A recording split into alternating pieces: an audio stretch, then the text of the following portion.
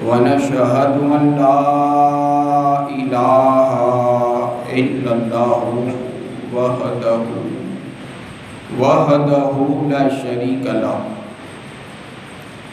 ونشهد أن محمدا عبده ورسوله أما بعد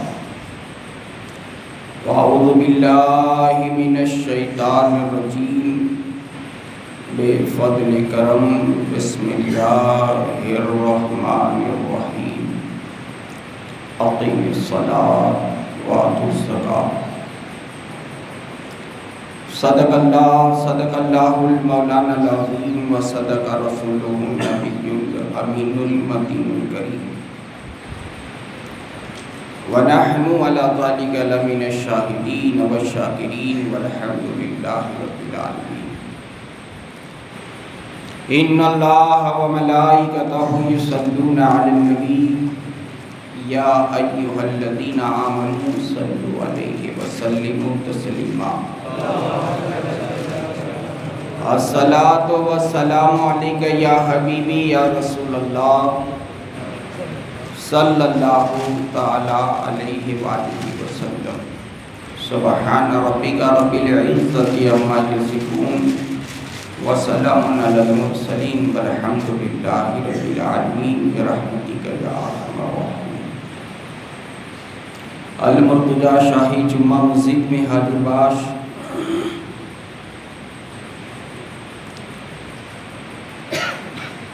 جملہ سادات کرام، جملہ حجاج کرام، ضعیف العمر میرے بزرگوں، ہم عمر ساتھیوں، عزیز بچوں،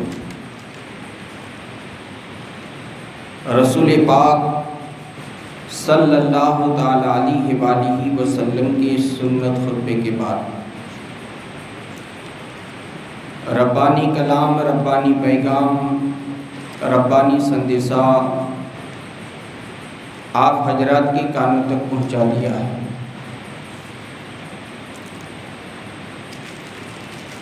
اس مقدس آیت ربانی پر کچھ باتیں عرض و معروض کروں۔ اس سے پہلے بہتر و مناسب ہی نہیں بلکہ ضروری سمجھتے ہوئے اپنے آقا و مولا مکہ اور مدینے کے دولہ جناب احمدی مجتبی محمد عربی مصطفیٰ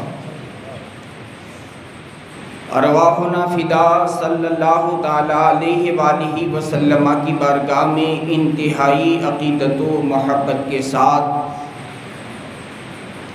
پوری ایمانداری اور پوری بیداری کا ثبوت دیتے ہوئے تشریف فرما جملہ عشاقان رسول بارگاہ رسول وآل رسول میں جھوم کر بآواز بلند درود پاک پڑھیں۔ اللہم صلی علی محمدین وعلی آل سیدنا و مولانا محمد معدن الجود والکرم منبع العلم والحکم وبارک وسلم الصلاۃ والسلام علیک یا حبیبی یا رسول اللہ صلی اللہ تعالی علیہ وآلہ وسلم۔ اور ایک مرتبہ بارگاہ رسالت والی رسالت میں جھوم کر پڑھیں۔ اللہم صلی علی سیدنا و مولانا محمد وعلی آل سیدنا مولانا محمد معدن الجود والکرم منبع العلم والحکم وبارک وسلم۔ اور ایک مرتبہ بارگاہ رسول والے رسول میں پڑھ لیں۔ اللہم صلی علی سیدنا و مولانا محمد وعلی آل سیدنا مولانا محمد معدن الجود والکرم منبع العلم والحکم وبارک وسلم صلاۃ سلام علیک یا حبیبی یا رسول اللہ صلی اللہ تعالی علیہ وسلم۔ معزز سامعین حضرات، اللہ تبارک و تعالیٰ کا لاکھ شکر و احسان ہے، اس کا کرم ہے، اس کا فضل ہے۔ ماہ رمضان المقدس کی پہلی جمعہ میں ہمارا اور آپ کا نماز جمعہ کے لیے حاضر ہونا باعث برکت و رحمت ہے۔ اللہ تبارک و تعالی ہمارا آنا بیٹھنا سننا سنانا اپنی بارگاہ میں قبول فرمائے۔ ربانی کلام، ربانی پیغام، ربانی سندیسہ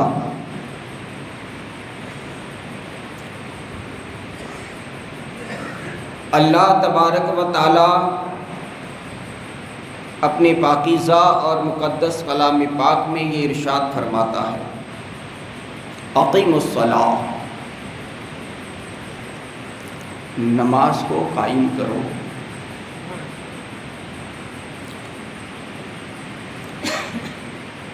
اور اس حکم کے بعد فوری طور پر اللہ رب العزت ارشاد فرماتا ہے، وَأَقِیمُوا الزَّکَاۃَ، زکوٰۃ کو بھی ادا کرو۔ اب زیادہ تر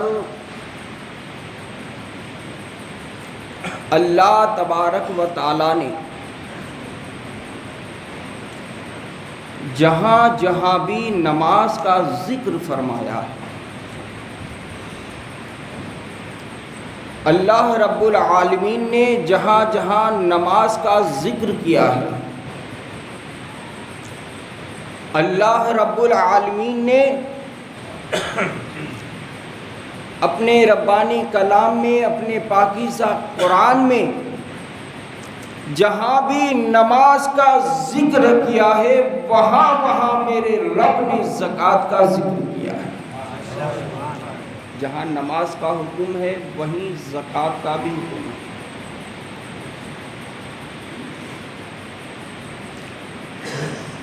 تو میرے رب نے نماز اور زکوٰۃ کا ایک ساتھ ذکر کیوں فرمایا؟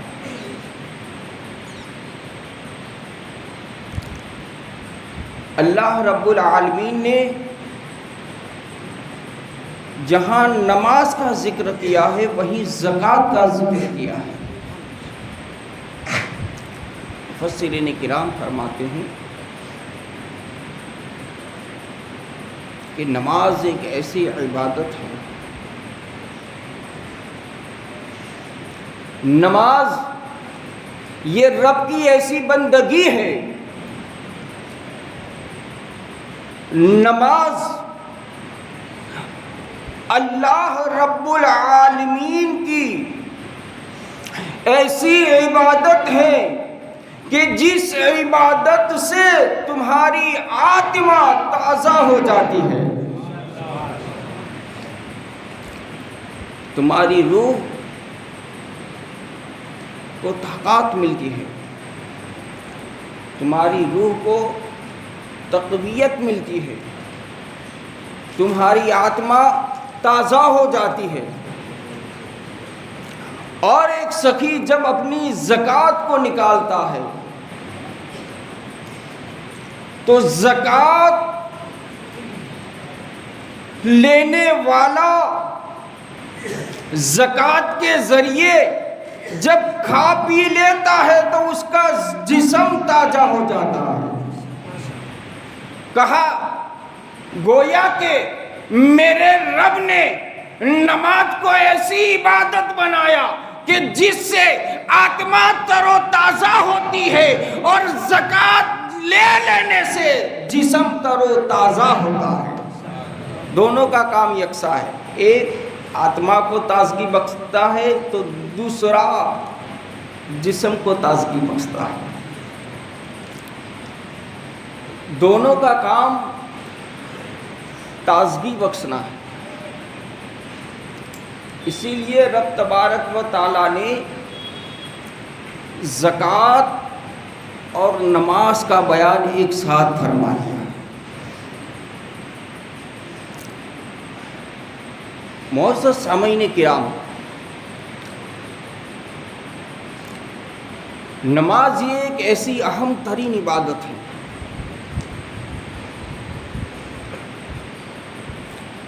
جسے عام طور پر بندہ یہ سمجھتا ہے، یہ جانتا ہے کہ یہ اللہ کا فرض ہے۔ کون نہیں جانتا؟ کسے نہیں پتا؟ سبھی حضرات کو یہ معلوم ہے، سبھی حضرات یہ جانتے ہیں، سب انسان یہ جانتے ہیں، یہ سب کو یہ خبر ہے کہ نماز فرض، مگر اس کے عامل کتنے، اس پر عمل کرنے والے کتنے؟ رمضان جیسا عظمت والا مہینہ،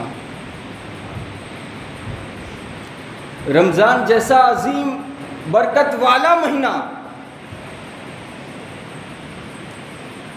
اس عظیم مہینے میں بھی ہم نماز سے غافل نظر آئے،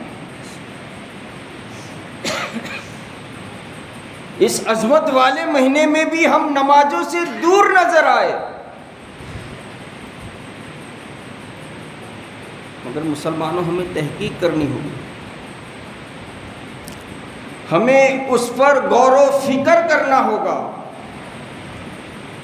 کہ ہمارا دل نماز کی طرف کیوں نہیں آتا۔ صوفیاء کرام فرماتے ہیں کہ جب اللہ کے ذکر کی طرف، اللہ کے ذکر میں ہمارا دل نہ لگے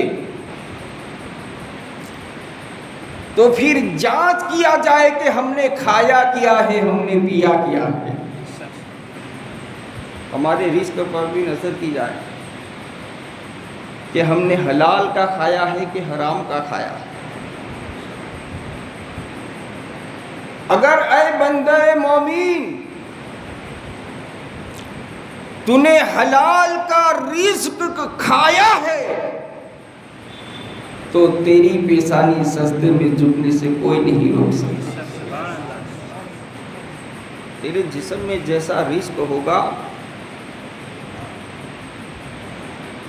ویسا اس کا اثر بھی تجھے دکھائی دے گا۔ حضرت شاہ وجیہ الدین گجراتی رحمۃ اللہ تعالیٰ علیہ، جس کے تعلق سے حضور شیخ الاسلام فرماتے ہیں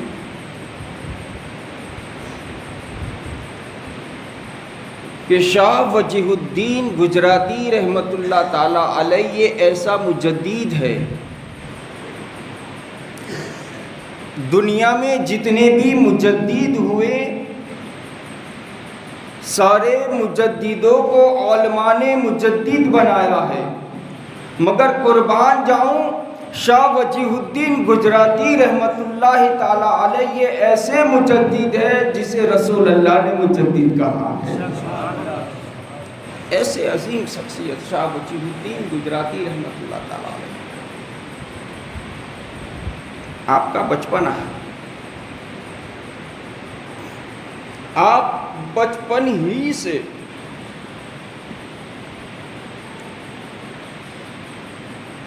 معماری کام کیا کرتے تھے، کڑیا کا مزدوری کرتے تھے، مزدوری کر کے خود کماتے اور خود کھاتے۔ آپ کے والد محترم اس زمانے کے میجسٹریٹ تھے، تو ایک دن آپ کے والد کو یہ وچار آیا، یہ خیال آیا کہ آج میں میرے وجیہ الدین کو کچھ اچھا کھانا کھلاؤں۔ تو شاہ وجیہ الدین گجراتی رحمۃ اللہ تعالیٰ علیہ کے لیے کچھ اچھا پکوان بنایا اور اپنے خادم کے ساتھ، اپنے نوکر کے ساتھ بھیجا۔ شاہ وجیہ الدین گجراتی رحمۃ اللہ تعالیٰ علیہ نے وہ کھانا کھانے سے انکار کر دیا، کھانا کھانے سے انکار کرا کہ ہم کھانا نہیں کھائیں گے۔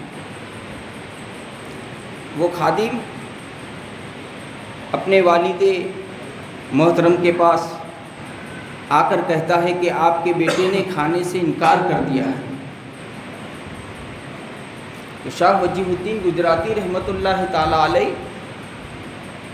خادم کو ساتھ لیتے ہیں اور کہتے ہیں کہ چلو میرے ساتھ، میرا بیٹا ہے کھانا کیوں نہیں کھاتا؟ شاہ وجیہ الدین گجراتی رحمۃ اللہ تعالیٰ علیہ کے والد محترم شاہ وجیہ الدین گجراتی کے پاس وہ اچھا کھانا لے کر جب تشریف لاتے ہیں، آتے ہیں،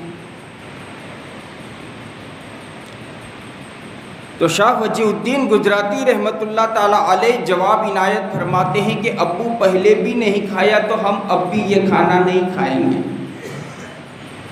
شاہ وجیہ الدین گجراتی رحمۃ اللہ تعالیٰ علیہ کے والد محترم ارشاد فرماتے ہیں کہ بیٹے، ہم نے بڑی لگن سے، بڑی محبت سے، بڑے شوق اور ذوق کے ساتھ آپ کے لیے کھانا بنایا ہے، آپ کھانا کھا لیں، ہمارا دل راضی ہو جائے گا۔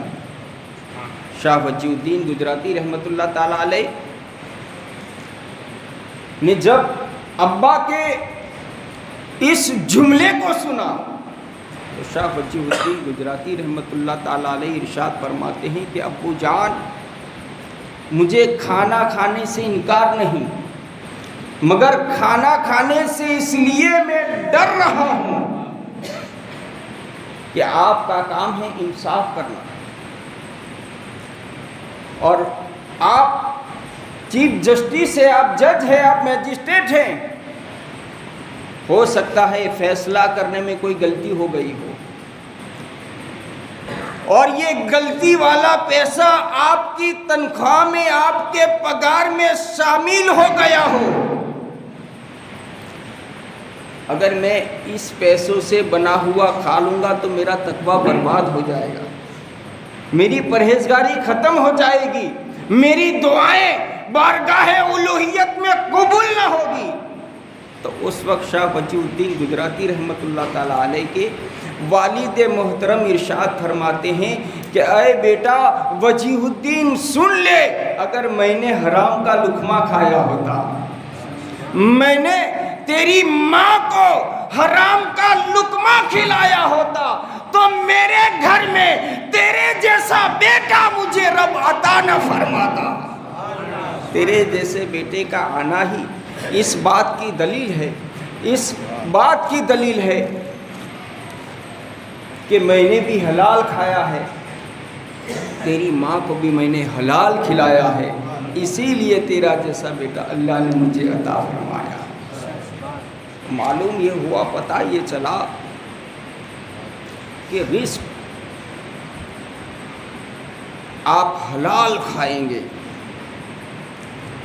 تو پھر آپ کا دل بھی نماز پڑھنے کو چاہے گا، آپ کا دل بھی ذکر اللہ کرنے کو چاہے گا، آپ کا دل بھی اللہ کی طرف جھکتا ہوا نظر آئے گا۔ تو رب تبارک و تعالیٰ ارشاد فرماتا ہے اقیم الصلاۃ، نماز کو قائم کرو۔ نماز یہ افضل ترین عبادت ہے، نماز مصطفیٰ جان رحمت کی آنکھوں کی ٹھنڈک ہے، نماز یہ دین کا ستون ہے، لہذا اس کی پابندی کی جائے۔ اور ماہ رمضان المقدس میں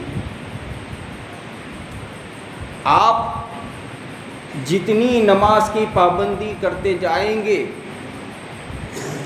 اور یہی ماہ رمضان کی عادت آپ کی عادت بن گئی تو رمضان چلا جائے گا، آپ کی نماز نہ جائے گی۔